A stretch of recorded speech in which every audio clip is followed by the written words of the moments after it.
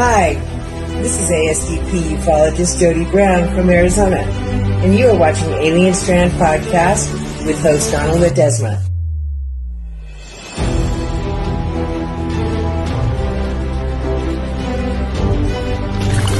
AlienStrand.com, the official website.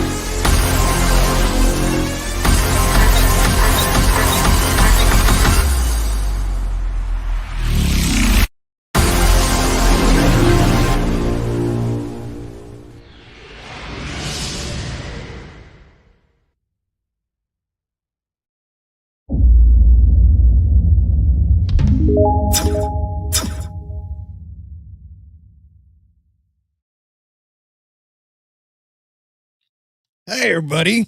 Welcome to this episode of Alien Strand Podcast. I'm your host, Donald Ledesma, and welcome to today's show. It's going to be a good one, man. I missed you guys.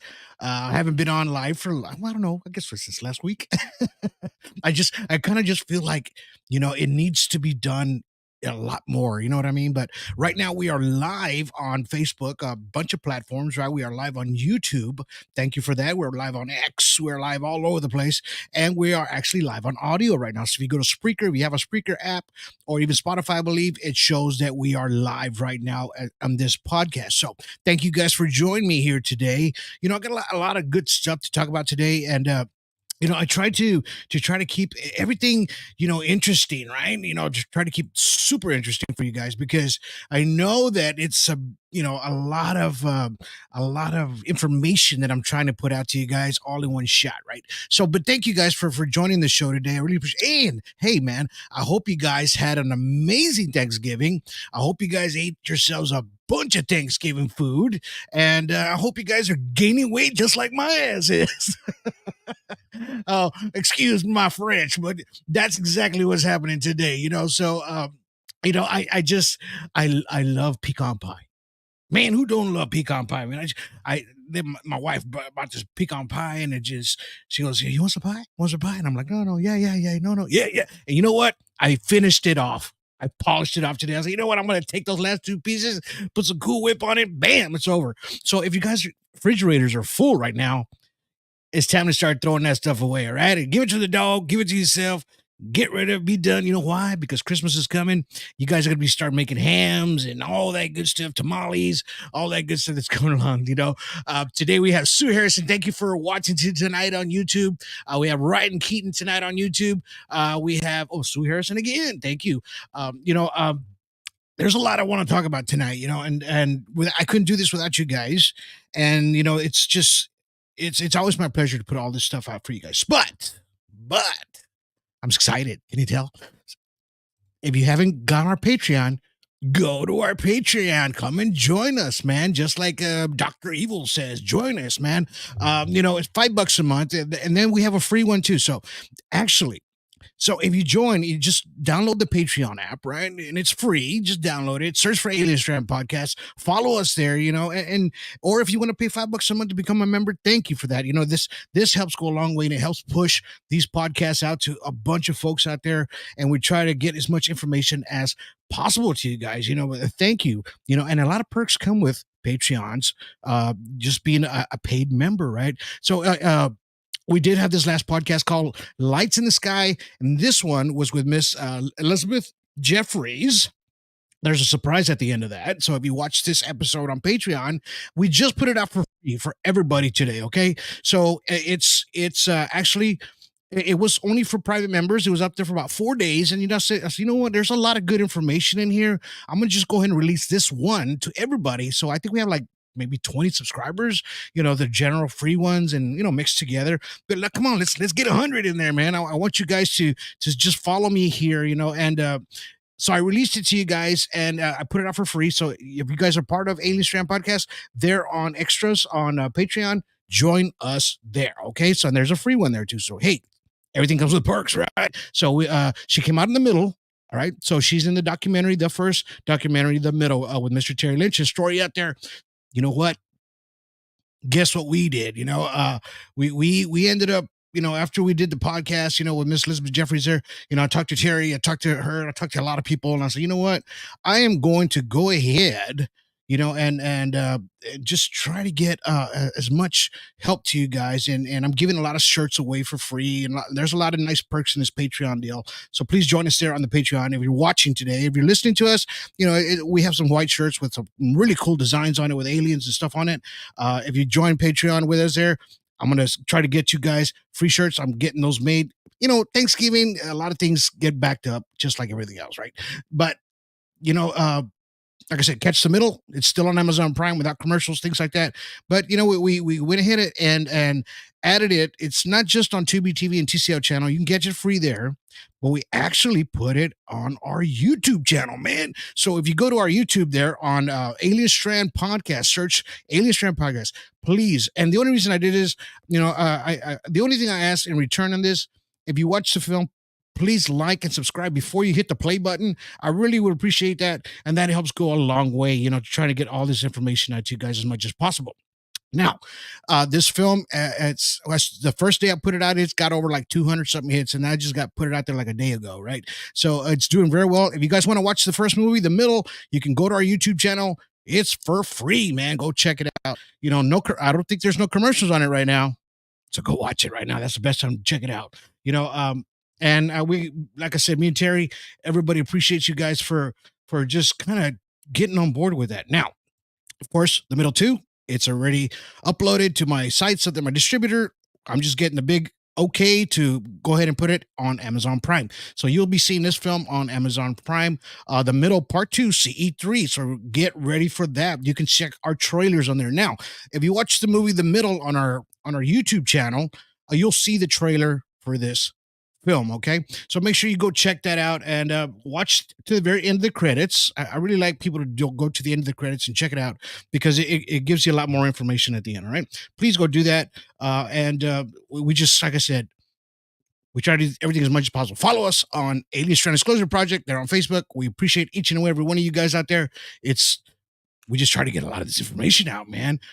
Today I am, I was going to do this podcast by myself on Bigfoot and a lot of good things that are going to be coming out here soon. Now I got some videos to show on some UFOs, and I actually have a video on a Sasquatch. And I'm going to kind of talk about Sasquatch a little bit as well. So today we hadn't done it in a while. We've been so busy. But we're gonna bring on Mr. Terry Lynch today. He's sitting in the background. I called him up at the last minute and I said, hey man, you want to join me on this podcast? And you know what? Bam, there he is. So let's go ahead and grab him on the show right now and just let's see how he's doing right now.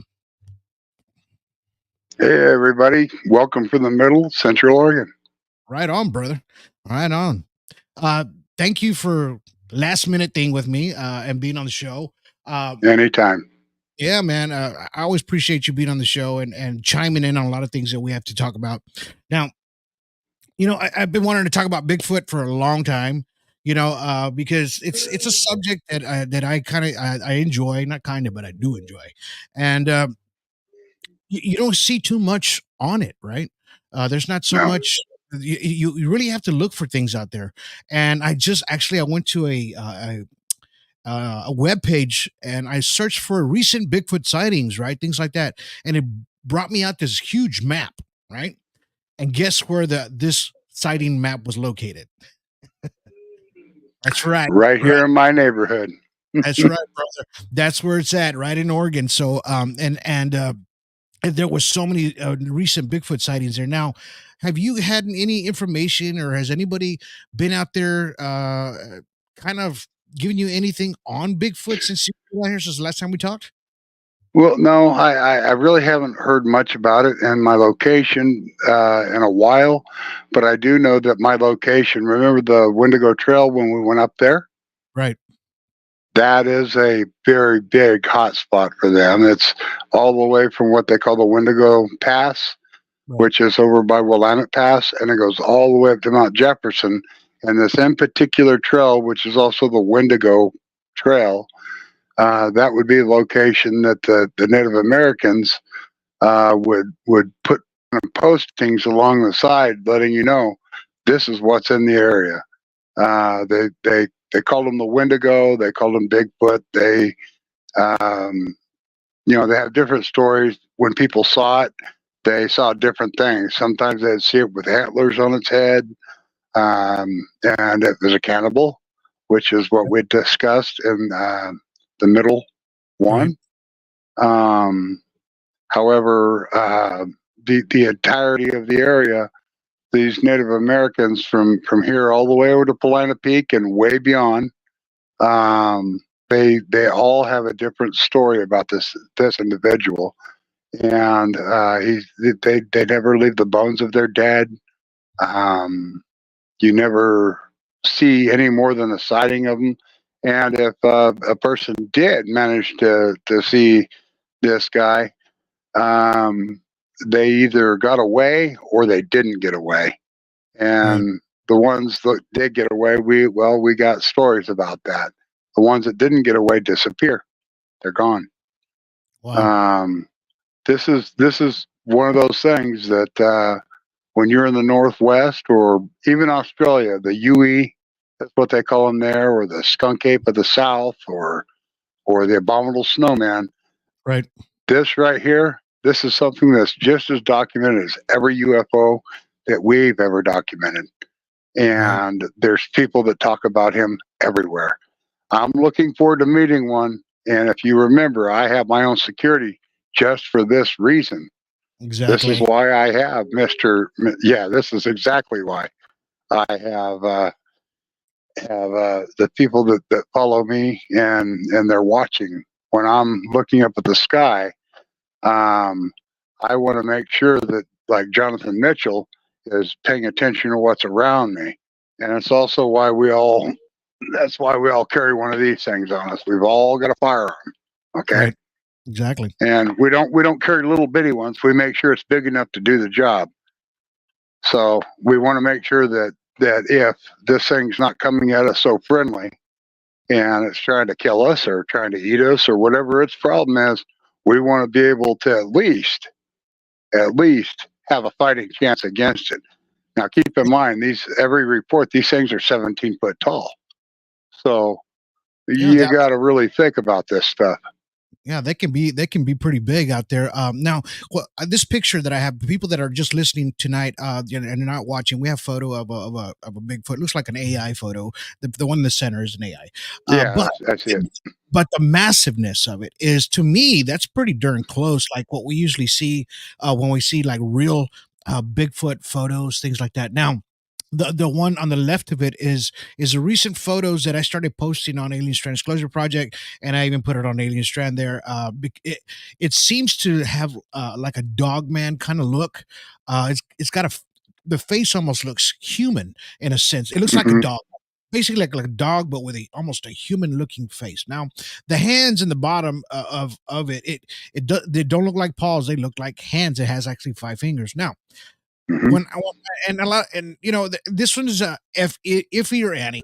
We don't know just yet, but um, I know that when that AI does a lot of recreations, things like that, when they start doing these photos and recreations of all Hmm. older photos, things like that, it can't determine the hands yet. So usually you'll see like Right. the hands will stick together, or it doesn't look like a full hand, things like this one actually looks like a full hand that's there on this photo. I mean, it looks pretty genuine to me in a sense. Um, Right. and then you have one on the right that's sent in a blue. This one came out about a week ago. They didn't say on any of these, it doesn't say exactly where these things were located, right? Just kind of in the woodsy areas, of course. They're not going to be in the middle of the city. But the one on the right seems to be standing almost like a human in a sense, but you can tell the arms are long, right? It doesn't look very huge, but it's kind of almost there. I mean, what are your thoughts on these kind of images and things that people are actually catching out there in the forest? I do have my own thoughts on this of to where like Captain Cook, for instance, when he went down to Easter Island, he went up against these giant red-headed cannibals that were down there. Okay, and the same thing up in Peru. They call them the Cloud People. They were giant red-headed cannibals, and those people had just happened to be defeated just before the Spanish made their way. Right, Also in Idaho, they have like a coffin with two guys standing beside it of this giant red-headed cannibal mummy. right, Um, Now the story that goes with the ones that were up in Idaho was all of the different tribes came together. They got them chased into a cave, and then they suffocated them to death with smoke from fires that they built at the entrance of this cave. And they wanted to get rid of them because they were eating the different people from the tribes. That's what they ate. Apparently, they were easier to get a hold of than whatever else the game was, or whatever was around them at the right, time. But it's always these giant red-headed cannibal-like things, all the way to the story we had told earlier about the Kandahar giant that took out that whole military team, our U.S. forces, and it took a U.S. Special Forces team to come in, and I think they lost one of the gentlemen with them during that search, trying to figure out what happened to a unit. right, They went up and they came to a cave entrance, and this thing threw a spear out, and it got a hold of one of the soldiers with the spear. And I mean, this is all around the world. It's the same story over and over and over. right, We've got, and not all of them are redheads. There's some are brown, some are solid white, which is what we call the abominable snowman. But these things are evident around the world. The stories are the same. The Indians, it's usually the Indians from all over the world that tell these stories, and that's what we keep running across. Is we have got to be prepared to actually at some point here, because there's so much focus on it. At some point here, we're actually going to catch one on camera. We're actually going to get a body. This is about to happen. Okay. right. And we need to be ready for that kind of information when it comes in. Just like the UFOs, at some point, these things are just going to stop and say, you know what? We're here. Well, let's And we got a video on something that was recent. I'm sorry, I didn't mean to cut you off, but oh no, you're fine. there's a video that just came out. I want you guys to see this, where actually you can see it, but you can hear what's going on in the background, right? So let's go ahead and put that on now, so you guys can actually just kind of tell what's going on in the background. Listen to this guy talk, and just let me know what you think. Let's check this out real quick. Hey guys. Well, I'm about a mile from the gifting rock right now. It's starting to get dusk. It's about 35 degrees out. And I want you to listen to what I'm listening to out here. It's pretty crazy. I'm bow hunting for deer tonight. That's how we feed our family here. We don't buy beef. We harvest venison and we eat that. So, but anyway, I want you to hear this. I'm going to turn the camera around so you can hear a little better. Just a minute.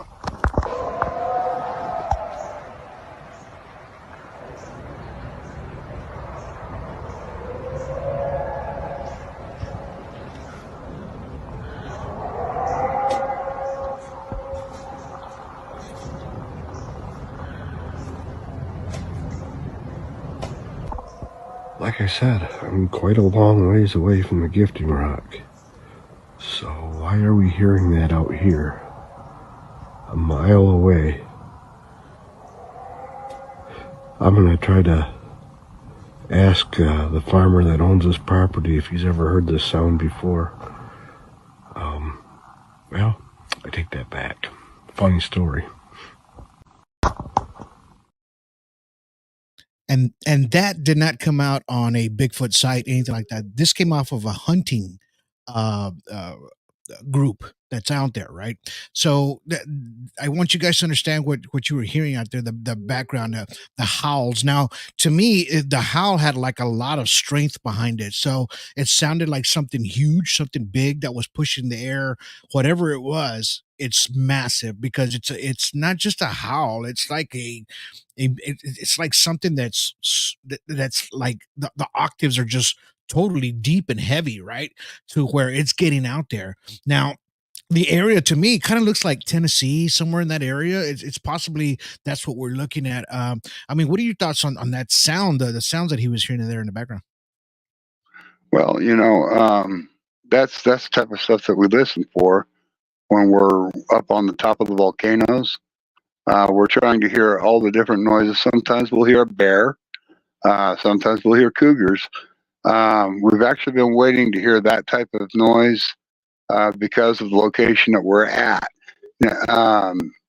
When you get up around Todd Lake here in Central Oregon, out on the Cascade Lakes Highway, which is only about maybe 5-10 miles away from where we were at during the petroglyph scene in the movie. There was actually it's a little prairie that's out in front of the parking area there. A doctor and his wife were out there, and he managed to get like an 8mm film of a Bigfoot that was running across that section. Well, it was walking. And it's one of those where it's kind of got that canter while it's walking. It was Almost one like of those videos. Yeah, It's almost like I don't think it's the most famous one, but it's just like it. okay. So him and his wife were out there. I think they were getting ready to do some fishing and camping and stuff. And he just happened to catch that as it was going across the field, and it found itself deep in the woods again. Of course, I don't think they camped that weekend after they'd seen that move in. That in particular area, I think it's I've been on it a couple different occasions. From time to time we'll go up in off-road vehicles, and you'll end up there. And that road's 17 miles back way, all the way to it's called Twin Lakes, Three Creeks Lake is the name of what it goes to. Three Creeks Lake, and that's right up underneath Broken Top and Middle Sister and North Sister. So you're definitely going literally, the further you go that way, you're going deeper and deeper and deeper into the wilderness. Even though you're going on a straight line, when you're on that road, you feel like you're getting lost, regardless of how many times you've been on that road, because it's 17 miles into the middle of nothing. Let's talk about the okay, but how about the you see how I was trying to figure out, okay, so we're always looking at the Bigfoot, right? And then people talk about the cryptids, people talk about dogman, people talk about chupacabra, people talk about all these kind of creature human like things, right? Right. And you've heard different stories about it, like these things are a possessed demon, or they were it was a curse of some sort. We see movies about that all the time. There was some sort of a curse, and they got this information from somewhere, right? So to get this kind of narrative, you always hear that about the dog, like the dog man, werewolf man, whatever you want to call it, but there is no narrative for Bigfoot. Like, this thing just came out of freaking nowhere. You know what I mean? It's just, I mean, the Nephilim, the things like that from Enoch. He talked about these giant creatures, right? They're like men, and so And that's what I'm trying to figure out. Like this Yeah, like thing, the skinwalker being brought up by the Navajo to like take revenge on the Hopi is right? what the skinwalker was. But this in particular guy, um, I believe that what's happened here is this guy was brought up, um, and and kind of shown for people to respect the wilderness, to not go and take more than they need, and be able to stay away from the wilderness as much as possible, so it's not harmed or destroyed. So Right. that's probably what the derivative of Sasquatch or Yeti would be. Is they're trying to tell you to stay away from this in particular location and leave it untouched, because that's what he does. He doesn't leave any trace. He doesn't. There's a lot of things that fall with the way of the characteristics of this in particular being. You've never seen any remains of this guy. You've never, unless you spent a lot of time out there, you probably wouldn't have seen him anyway. Other than what we do on videos and showcasing it. Right. And there's so I went to go look at some recent reports, right, on Bigfoot. This was I'm going to read you this report real quick. This came out of in 2023 of August 8th. So this came out of Missouri, right, in Clinton County. Location was in a field roughly about 1 mile southeast of Lathrop rest area, southbound of Interstate 35, roughly 27 miles northeast of Kansas. Now, the nearest town was Holt. That's what it says. So this is what was observed. It says I was walking my dog outside, and I've been taking a spotlight with me because there's been a lot of coyote activity. I was scanning around with the spotlight about 300 feet in front of me in the clearing in a soybean field. I shined the light past there, and there were two sets of glowing eyes.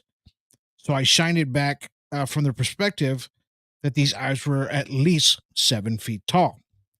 It says, when I held the light on them, they both hid behind a big brush on the right side of the clearing in this field. I watched it for a while. They kept peeking their eyes out around the bush. So I turned the light off and then back on again. And then I began to looking back at me, and it would hide again. So it says that had me pretty shaken up. So I went about 20 minutes and came back out and walked down there, and I saw them. Where I saw them. He says they were gone. I was still pretty shaken up. I didn't know how close I was to these things, but this is how large this thing stood. So that it was the height of this thing that really freaked him out, and because of the glowing eyes, and it was kind of peering behind when he was just flashing the light on and off. Now, I mean, this is probably something that we would probably do. Anybody would probably do if they saw something out there in the woodsy area. So and there was an extra witness with him, but they just said that it was gone, and they just kind of freaked out because it just kept on peeking out behind the bush. But it was a large, massive animal or beast, whatever this thing was. And and it's great for these reports, man, because and this was just in August of 2023 in Missouri. Yeah. So we know that there's a lot of activity there on that side. I mean, what would your thoughts be if this thing was if this was to happen to you in that sense? Well, I would absolutely go and investigate it, but that's me. There's a lot of people that would not do that. I would have no problem with going over and seeing what I'm looking at and trying to identify what I've got. I'd bring my trusty Nikon with me, of course, first. See if I can get some good photos of it. However, it when you're out there and you see something that you quite can't explain, Right. there is a lot of adrenaline that'd be flowing. I think that I would also have a little bit of hesitation to just walk straight up to it. Right. However, I would still do that, and I know that there's a lot of people out there that would. There's a lot of people. It's a fight or flight thing. There's a lot of people that would just say, you know what, that's enough for me. I'm gone. Come back tomorrow and pick up my camp, or the next day. Yeah, exactly. And that can be it can be pretty intense, right? And it can be kind of scary at times. I mean, I know when it's pitch dark, who doesn't do it, man? Sometimes when you're out in the pitch, you're out there by yourself sometimes, and you're in the woods. I've done it. I've been in the woods, and I'm constantly looking behind my back, right? Always looking. Right. Because you're subconsciously and self-consciously you freak yourself out sometimes because it's too Right. quiet, and you just kind of have that feeling like something's watching you sometimes, and but you never see anything, and just having these reactions I think is a normal thing as a regular human would do if they saw something this massive, because I would be kind of freaked out if I saw something that huge too. Right. So and the reason I bring up Bigfoot and these creatures and things like that, because they a lot of people say they connect with UFOs, right? Mhm. Now, is it a possibility that maybe these things were dropped down here, or sometimes when you see one of these strange creatures like a Bigfoot kind of man walking, you'll see an actual craft nearby. And I've heard a lot of stories, and I've seen video footage of this, but every time I see it one time, it kind of disappears when I see the Mhm. footage. Right? And it's kind of hard to find it again. Do you have these kind of problems, kind of looking for things like that when you're kind of researching yourself? Well, yeah, yeah. See, that's another touching almost on another situation here. I believe that this guy and several other things, like the reptilians, and there's a few other things. I believe that they're all part of the inner Earth type creatures that come out to visit and come out to do whatever they're doing while they're here, and then they find themselves back into whatever cave or whatever it is that they've decided to come out of. Or there's also the fact that people have UFO sightings when they see Bigfoot. Just like you were saying a moment ago, that sometimes it's followed by a UFO sighting after they'd seen that. Then all of a sudden they see this after they no longer see that. And it turns into two separate incidents where you might have something that was going down. He could be going down to collect something for whatever's in that craft, and pretty much bigger than anything that's down there that can mess with him. He can stop whatever could harm him. There's a lot of things he can do. And then So, when he goes back and he finds himself back on the craft and he collected whatever they needed. So it so could be just that simple. in your opinion, I know it's just your opinion, my opinion too, but do you Right. think that what you just said right now, that it's a possibility that they could be doing this, or it could be working for them in a sense? Uh, Correct. Now, do you think that it's a possibility that this thing uh, has a high level of intelligence? In other words, like we always talk about extraterrestrials, how they're in this different, they're way past us, their intelligence and everything that they have because of their crafts that they built, and yada yada, up and down the whole spectrum of everything, right? So Mhm. these creatures, if they have the ability to do that, I mean, I've heard of them communicating with some human beings as well. I'm talking about Bigfoot, with their language and banging on trees, things like that. Mhm. In your opinion, do you think that this has that Sasquatch, Bigfoot, Yeti, anything like that, what has some sort of maybe higher intelligence of us in a sense, or do you think it's kind of there with us as far as the intelligence level? Yeah, I'm thinking it's probably pretty close to equal intelligence. We're kind of arrogant about the fact that we think that we're the smartest things around, and sometimes this is a good example.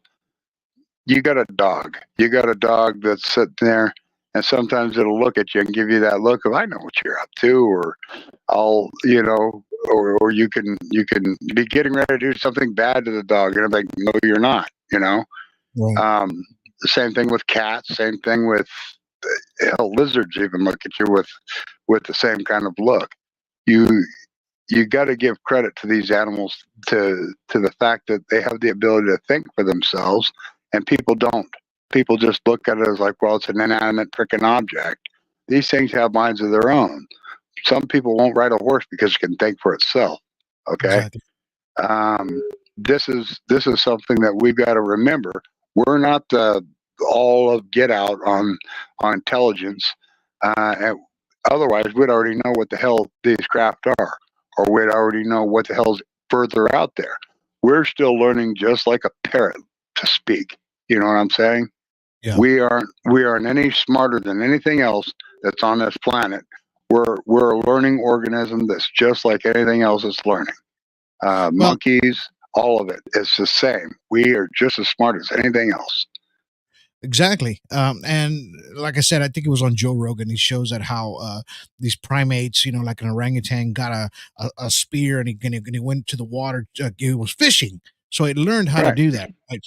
So yeah, the conscious level you can actually of an animal or anything other than human can actually be up there, right? Because we, like you said, we get dogs to do this, to do that, to be obedient, to listen. They understand, right? Anything that understands, I think, is the intelligent level is right there, right? So this we're looking right now at a recent photo that I had posted on Alien Strand Disclosure Project.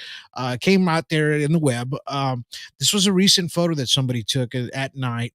As you can tell by the pixelated background, that it was possibly maybe a cell phone, maybe, because the ISO, sometimes it doesn't read very well on digital cameras. You have to have a really good lens in order to do that. Now, I know our tiny lenses on our cameras can only do so much, but this actual craft is in a spin, right? So what we're looking at is a nighttime scene. People that are listening out there on audio land, it's a nighttime scene. You see a typical saucer shaped craft up close, possibly about maybe 30 to 40 feet in diameter. And then it's got lights on top and a light in the center of it, kind of spinning in a circle. So you can tell it's spinning counterclockwise by the way it looks to me. And then they got a night vision shot of it as well. So the thing with that stuck out with this one as well, we have a person, his name is, I think it's John Dickinson, I believe that's his name, on our 80s Transclosure. Yeah, John. So he said, I don't see any distortions around this craft, this UFO, right? Now, like we've talked about before, sometimes you're going to see the distortion, sometimes you're not, and it's kind of hard to tell, because if it's in a slow spin and if it's in a wobble, that means that it's been throttled back, right? The radiation levels, everything has been diminished down all to the intervals minimal, right? So that way you're able to see something like this and grab a photo of this, right?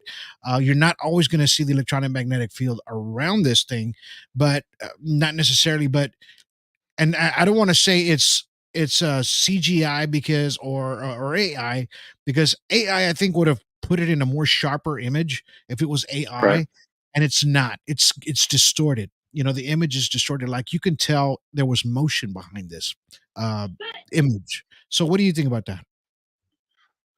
Well, that's something that was pointed out a couple of years ago by Jody Gordon. She, we send her off some things to analyze, and she said, well, I don't see any kind of EMF around it. And basically what they're saying is EMF, when you see something that's stationary like this, it's called quantum locking. And what's happening is it creates a what's called a magnetic flux tube basket, which is holding the craft into a quantum locking position. And this is what they're doing to observe different things on the ground. For some reason, sometimes we don't see that. We don't see that field. 90% of the time you do. There's a 10 percentile that you just don't see that stuff. If this in particular craft was stationary and not rotating, we probably would have seen that field while it stayed into a locked position. Whatever the rotation is that's going on with this craft is most likely what's allowing it to not be seen without that. Now, if we were to take these photos right here, I'm certain if we put them up on, we like to use Pixel is the one that we like to use. and we put it up under electromagnetic or atomic, or there's a couple other ones that we use. There's a possibility you see a light magnetic field around these craft, which usually without, if it's got a good strong one, you can see it without using those type of filtration systems.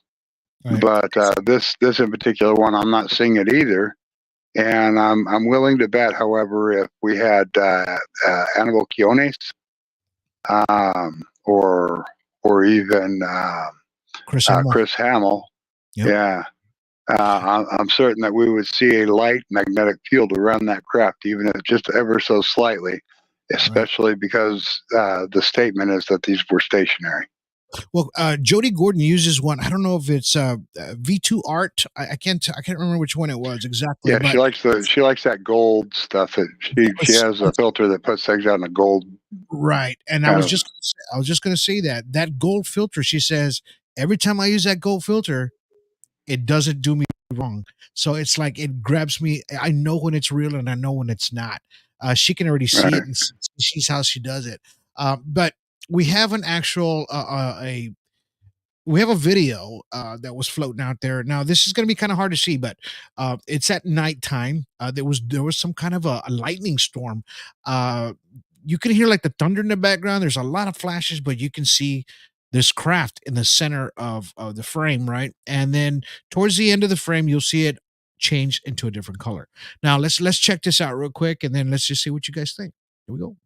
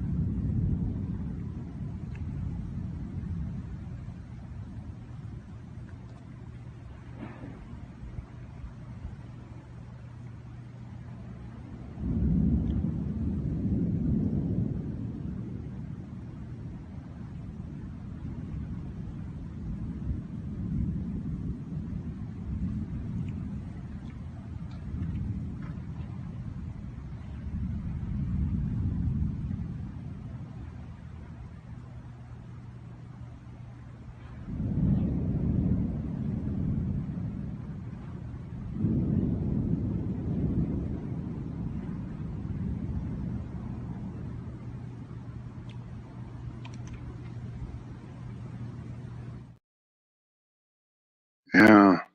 So you can see that at the very end, it turned red. It went from white to straight solid red. So we know it's not any aircraft that we have out there, because if it was, it would have a nav light, red, green, whatever, or red, white, and green. It would give you that strobe. This is a solid object. I mean, now on our film, The Middle Part 2, there's an actual scene in that one when it does come out. You guys are going to see it out there. One of Mr. Ryan Keaton that he had, and he has one during a lightning storm. As you can see it dead center in that lightning storm. I mean, compared that to this, I mean, does it look similar to you, Terry? Yeah, it does. What kind of what I'm thinking is when you see this stuff during the lightning storms, what's happening is those craft are charging up with static electricity.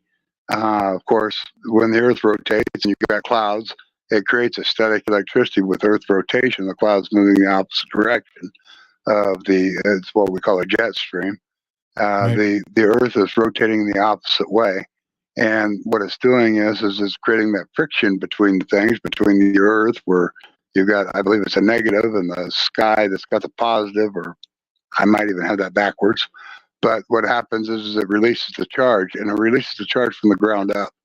Unless, of course, the charges are happening up in the clouds themselves, where there's nothing going on between the ground and the clouds. It's just warm and cold happening up there, and those two are creating this friction.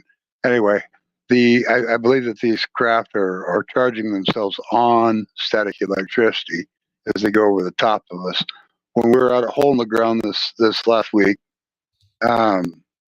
we after following this craft, they came all the way up from over in the Crook County area up to where we were, at a hole in the ground.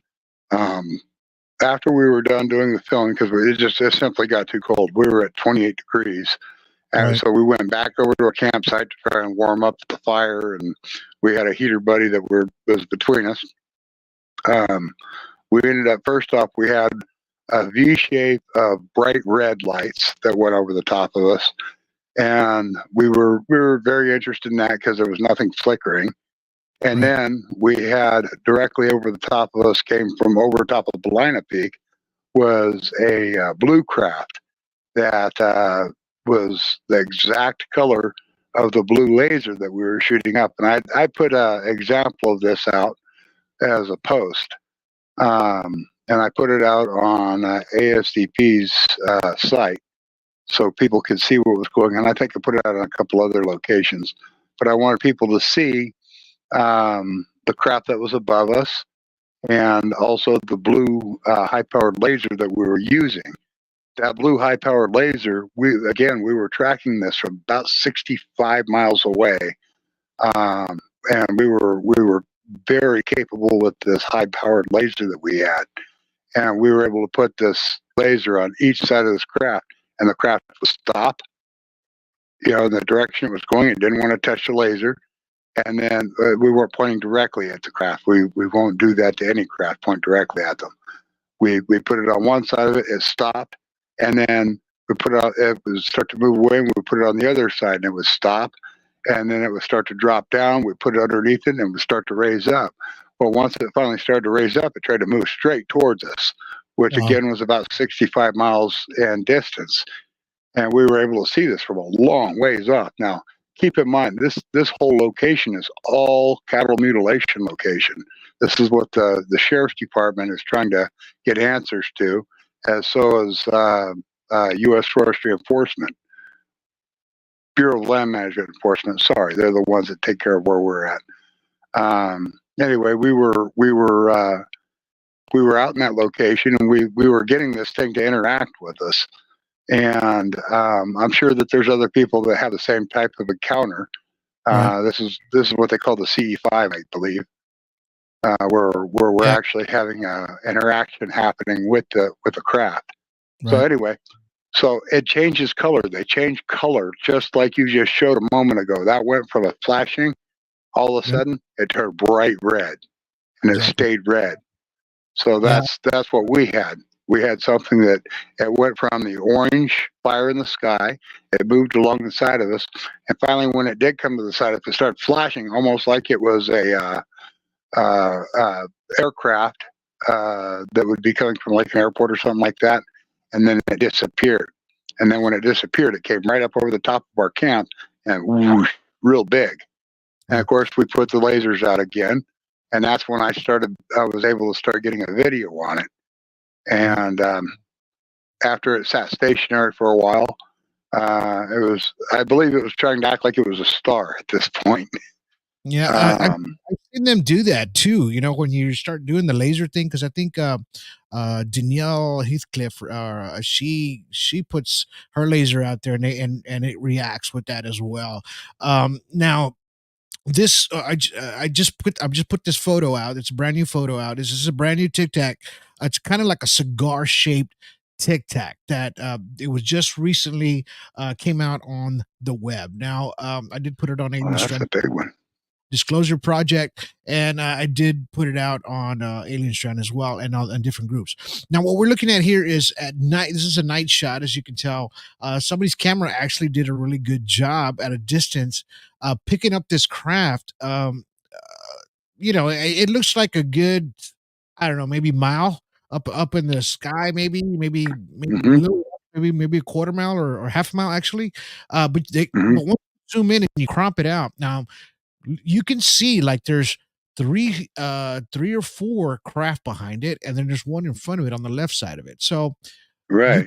you couldn't really see it until you kind of zoomed in to these other objects that are there, and you can kind of tell by the left photo now that it's zoomed in.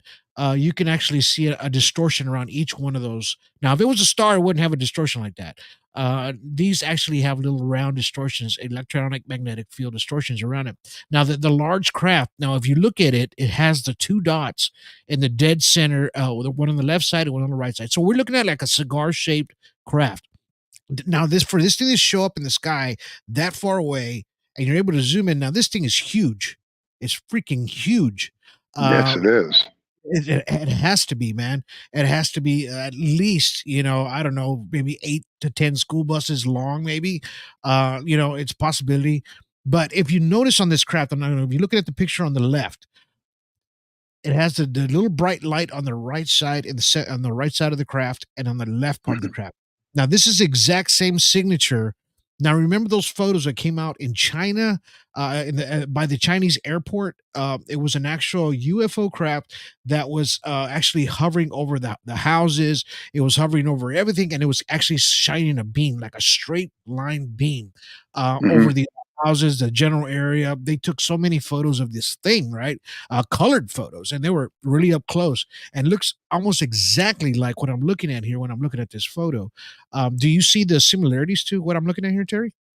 I do see the similarities. A lot of people will see something like this and immediately try and say, "Oh, that's Starlink." That's not what Starlink looks like at all. Nope. That right there is definitely something that's other than ours, and it looks like it has what I would call several drone type craft that go with it, whether or not they're manned by their beings. But it looks like it has several drone type craft that are. Think about it when we put out a stealth bomber or one of our bombers. It's always accompanied by things that are there to help defend it. And I'm assuming that's what's going on here. Is those are the craft that follow that to defend it against anything that might try and mess with it. Right.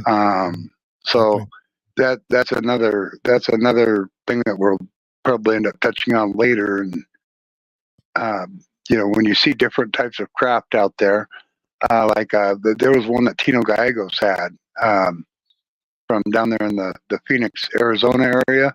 Right. He had this picture of a craft that almost looked like something from Star Trek. It did. Yeah, it was only there for a split second, and it was right over the top of the crops that were out there. And he just happened to get a really, really good picture of it. It was a video of this craft. All of a sudden, it appears and then it disappeared, and it looked like it had a turret on the top of it, some type of weapon. Um, Now, speaking of that, right, and the electronic magnetic field signatures that we see, right, that we were talking about earlier about using our apps that we have like Pixlr or V2 Art, things like that. mhm, Anyone that you can catch a different spectrum, right? Uh, Now, when we saw that one video of the gimbal video, right? They explained right. how I mean you couldn't really see it because it was in black and white, right? Um, that they said that around this craft, it was an actual square, a box or a square around the craft, right? That was actually Hmm. it was in case. It was actually there was a case around it, right? So there was a Right. craft in the center. It was encased in a box that was spinning around, and it would change, right? So Right. now I do have the video of that. It's a colored video, so that way we can see the actual electronic magnetic field that's around that craft. And this is like the beginning part of the actual gimbal before it actually turns large, and they get the really good zoom, and then it starts flipping, right? So Right. this is the beginning part of it. So let's check this out real quick, and that way we can kind of talk about this real quick. Right. There's a whole fleet of them. Look on the ASA. My God. They're all going against the wind. The wind's 120 knots to the west. Oh, okay, dude.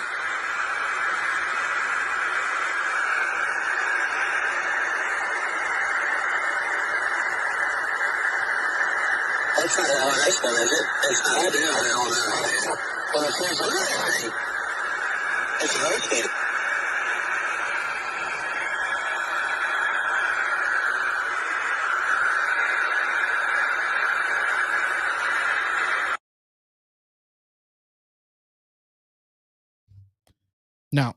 if you see the beginning part of that video, it's like a circle, and then it kind of turns into a square. I wish Right. I could have paused it, but if this is while it's playing live, where you can't hear us talk, but there you can actually see a cube around this craft that it's encased around, right? So. Uh, I know there's different UFOs and UAPs out there, and we always talk about electronic magnetic fields. Now, as on that particular one, what do you see? Do you see anything different that I'm seeing, or how this thing is actually, how it's actually going? And it was going what 200 miles an hour. They clocked it at when they actually caught it. It actually slowed itself down for them while Right. they got on lock. Well, some of the stuff that I've caught was moving at well over 22 miles a second, which is extremely fast. And the things that I've caught it on was through things like Google Earth Street Views. And what I've gathered is when you see that gimbal, how it's got that little bottom piece that shoots up underneath. Right. I see that as a counterweight. So that tells me that the craft are using counter steering. This is my idea of what's going on and how the craft is operating. Is they use counterweights. They lock in on the ground with that counterweight using the magnetic fields that they've got, which would be magnetic flux tubes that shoot all the way to the Earth's surface, and they throw it down there just like an anchor. And what happens is that craft is able to boom, and it locks in, and it's able to turn like just on a dime using geometry as the way they navigate. So they've got this. They use counter steering, they use counterweights, and they use magnetic flux tubes to lock themselves in. And that whole steering system is what makes them to where they can outmaneuver our aircraft, because these guys, if you've ever followed it before, they'll go out, they'll turn on a dime, and now our craft is starting to do this real wide turn trying to catch up to this thing. And this is where we're having an issue, because we just don't move a geometry, we move and I would like to call it a radius is what we use. We use radius. Even in a car, you got a radius. And when you're in an aircraft, you use radius. The closest thing that you come to using geometry would be a helicopter. Okay, where you can go forward, stop, and turn just sideways, just the same way. However, these things are, again, they get up over a certain altitude in our atmosphere, and they get up there and they just release the magnetic flux tubes from Earth. They're locked onto the ionosphere above them, and they let the Earth rotate, and bam, they're gone 1,000 miles an hour right now. They're gone. Well, and I brought up a photo right now. This is a 1933. 1933. You hear the date? Yeah, that looks like Nikolai Tesla's drawing. This was in Italy, an Italian drawing of an actual UFO, which looks like a UFO craft to me. It's pretty much saying it's a UFO craft of a flying saucer.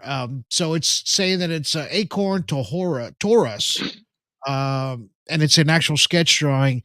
And they kind of put it together like, the only reason I brought this photo up is because the video we just saw of this craft, and it's got a case of this this flux basket around it. This is actually giving you the exact same drawing, right? Of what you just saw. Now this 3-point cushion. This was written out in 1933. Now our Roswell crash was what, 1947? Yeah. Okay. So this was basically what, 10, 12 years prior to that. And this person had already had something figured out. Right. I mean, Nikolai Tesla had basically the same exact drawing going.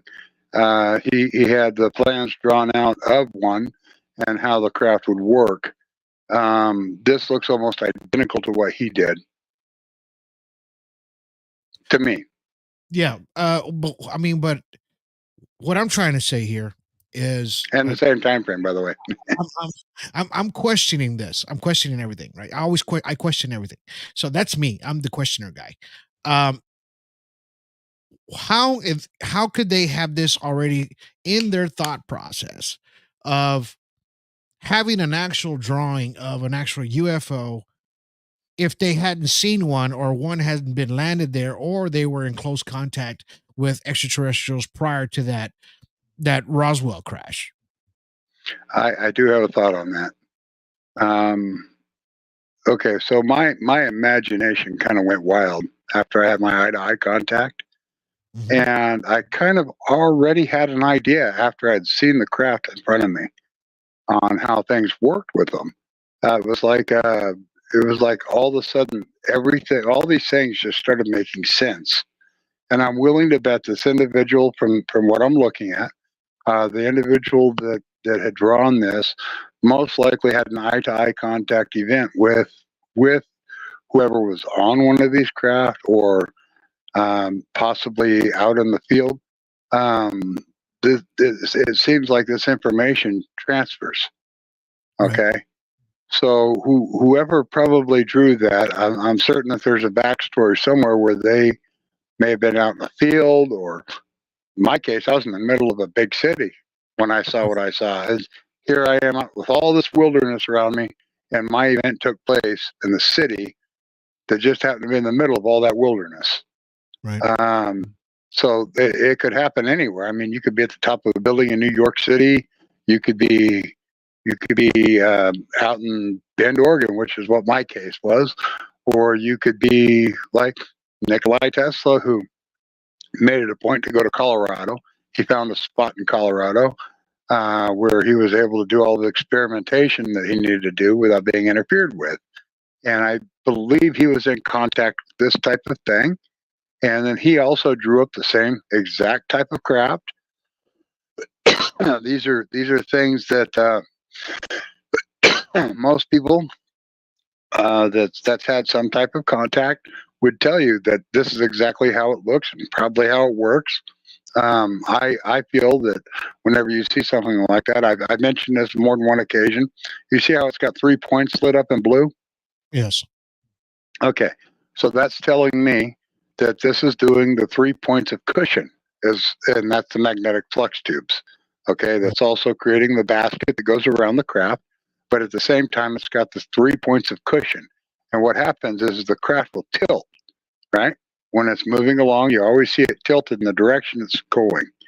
And what's happening is the craft is on these 3 points of cushion. It creates this point to where the craft is actually falling into its own pathway. And the more it's tilted, the faster it kind of falls into its own pathway. However,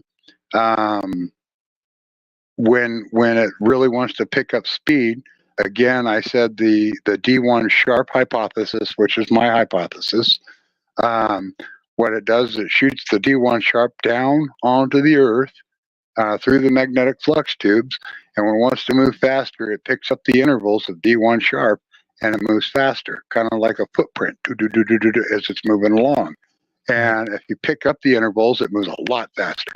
And what that is D1 sharp being the, I want to call it magnetic repulsion, not, it's a propulsion system of repulsion. It's pushing. Okay, so it's a repulsion system. And when you pick up the intervals, you turn it up and it turns into a louder hum versus to, it changes. And as it changes, the sooner it changes, the faster the craft will go. You can have it to where it's tilting straight flat. And when the craft is flat, that means the craft is going to go up real fast.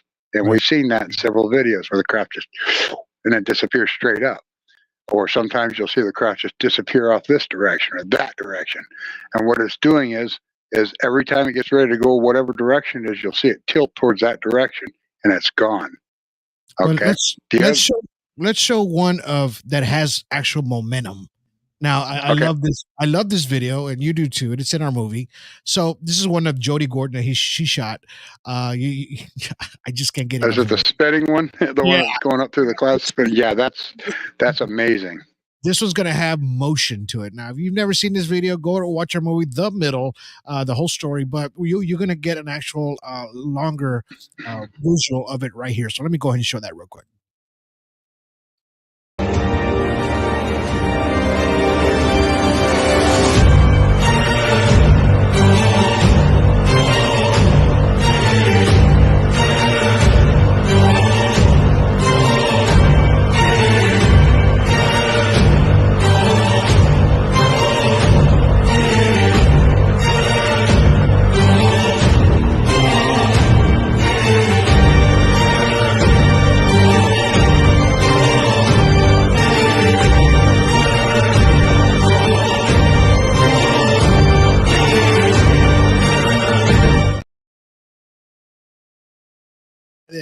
That did that. I guess he was just trying to put it on his site or whatever. So he put his name on it, but it's not his. We would know who it belongs to. But yeah, we know exactly who that is. I remember where she got that. I remember where she got that. She said, "I've never seen one turn like that before." Yeah. When I was, like I said, when she first sent that to me, I was like, "What? I didn't expect to see that." I was just gonna expect to see a little speck go across the sky or something, and then she shot it with one of those. I think hers was a. She shot it with a P1000 Nikon. Nikon, did you hear that? I bet you know where I'm going with this. Exactly. Nikon, you need to make sure that you put us all involved with this stuff. That we all have our Nikons. Nikon P1000. Let me get myself situated here. Nikon P1000 is the premier camera for this ufology thing. The other camera would be a Sony with a really good, processor. But the Nikon P1000 will get you 3,000 millimeters out, and you can do things just like that. In particular, scene that you just seen right there was shot with a P1000 from Jody Gordon. She was in Colorado when she did that. She now lives down in Arizona. Yep, thank you, Jody Gordon, for wonderful footage. Oh yeah, she's got a lot more too. She's very like, I'm not a ufologist. We're all like, yes, you are, girl. Stop that. Jody, I'm a ufologist, and you're my teacher. You are a ufologist. And I talk to her daily. I talk to her like maybe every other day or something, but in some messaging, and it's like she's getting back into it. She fell out of it for about a year or so. I think she was kind of getting a little burned out with it. It happens, man, and this happens to everybody that gets involved with ufology. Once you start, I always say this: once you see it, you can't unsee it. But at the same time, you get locked in so hard in ufology and extraterrestrial sightings and abductions and just contacts, and that you can't get yourself out of it sometimes. It starts to consume you a little bit. Now, Anibal does take a break from it sometimes. Ryan Keaton, yeah, we all do. We all take breaks. We all stop for a little bit. I stopped actually for like 3 days, I think. I think it was about an hour for me, but I did stop. Well, for this Thanksgiving weekend, I was like, you know what? I wasn't on my computer for like 3 days. I was like, you know what? Let's just go ahead and just do whatever and chill out for a bit. But you have to, so that way you can do a reset. Because it does consume you. And now it consumed her for a little bit, but now she's starting to actually get back into it. And we hope that she gets us some more footage out there, especially out there in the Sedona, Arizona area. I know she's around close by there. What is that? Flagstaff, right? Is it Flagstaff? Yeah, she's right around Flagstaff. She's just underneath it, probably 50, 60 miles away from Prescott, Arizona. And you got to pronounce it right. You can't say Prescott. You have to say Prescott. Otherwise, the people from Prescott will get mad at you. Uh-oh. But she lives down there. She rides all the horse trails. That's what she does. She's a horseback rider. She's one of those people that swears up and down that she's not a ufologist. And quite frankly, if you weren't, you wouldn't stop teaching people like me how to be one. Exactly. So between her, Annabelle Quiones and Tino Gallegos, you get this product. That's right. Well, I hope everybody enjoyed it. We're closing out already. I hope everybody enjoyed tonight's show. We got to give you some little information, some new UFOs. You got to hear some Bigfoot howls in the background. We talked a little bit about Bigfoot and other mystical creatures out there. We're going to talk a little bit more about that. Next podcast, we're actually going to get into some paranormal.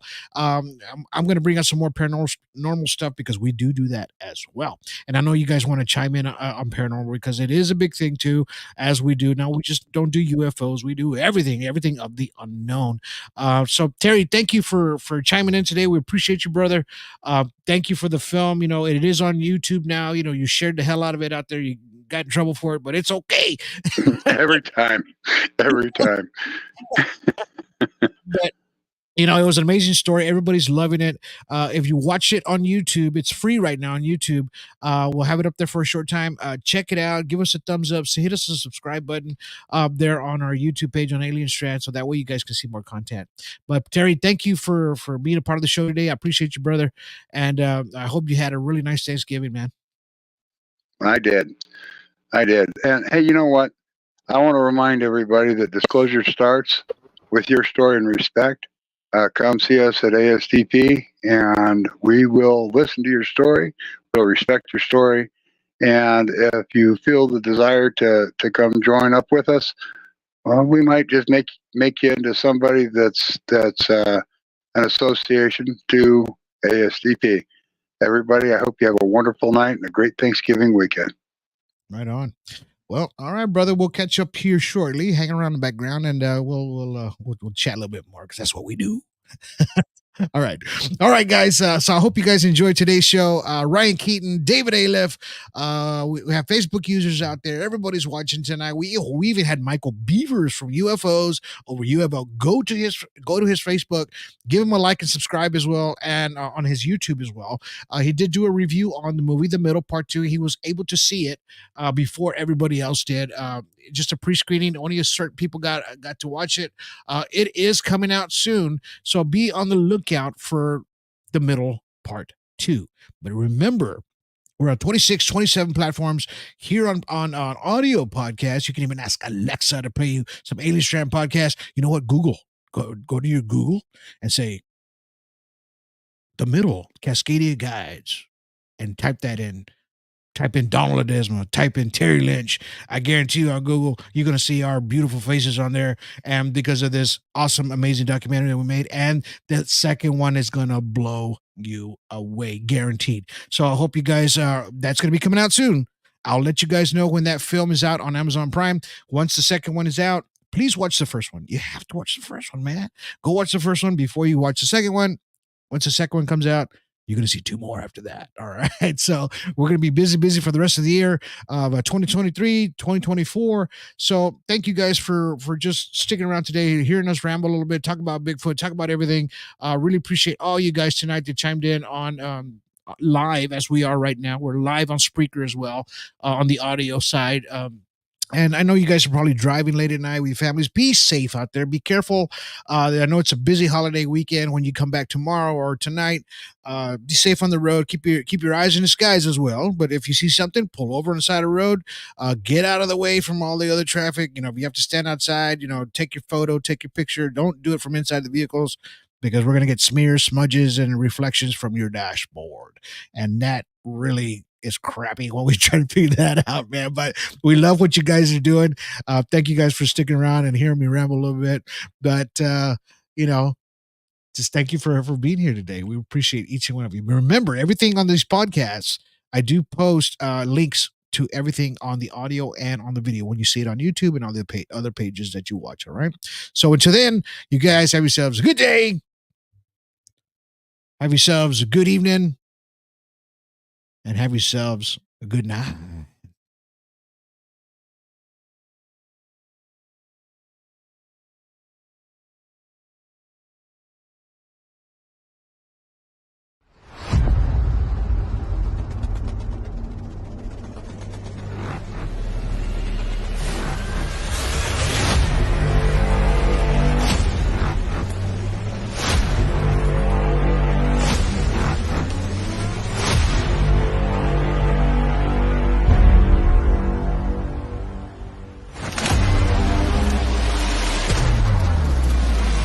Holy crap.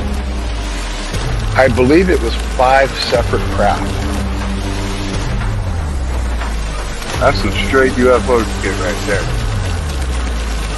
that's when I started seeing all of the lights and the contact that I've been witnessing.